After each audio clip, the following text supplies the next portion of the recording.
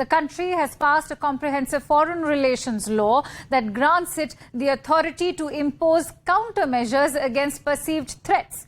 Now, this new foreign policy law is set to take effect on 1st of July. It also reflects Beijing's ongoing efforts to strengthen its position amid strained relationship with Western countries, especially the United States. Now, the new law stresses its right to take corresponding countermeasures and restrictive measures against acts that violate international law, along with norms that endanger the country's sovereignty, security, even development interests. It also bans the transfer of any information related to national security and broadens the definition of spying. Let's try and get in a sense of perspective in terms of what this law will mean for China. And for that, I'm joined in by China's geostrategist Andrew K.P. Lung. Many thanks to you, Mr. Lung, for joining in. Why is the new law being touted as one that aims to consolidate Xi Jinping's power and counters Western hegemony, especially the United States?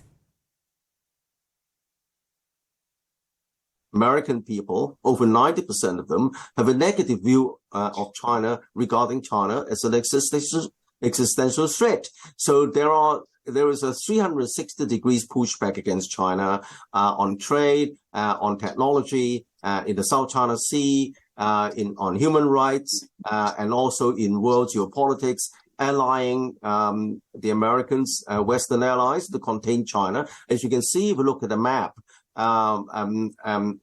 along China's eastern seaboard, you have recently a closer alliance between South Korea and Japan, and then further down you have, of course, the Philippines also been coming on board to adopt a more confrontational stance against China. And then, of course, you have Australia. You have, of course, India joining the Accord a long time ago. And then even mobilizing NATO allies and creating also the Asian NATO to contain China.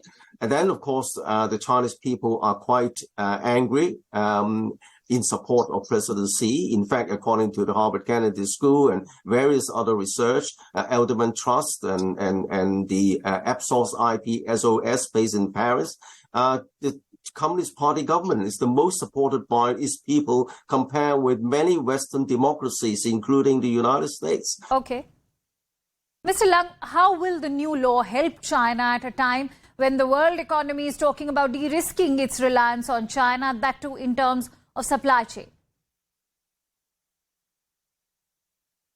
Well, first of all, let's talk about the China's strength.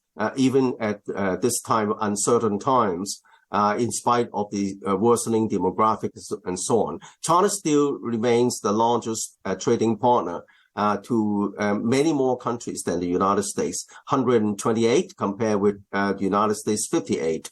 And according to the IMF, China would be the greatest contributor to global growth during the next 5 years. And that statement was made in April, just now, and recently.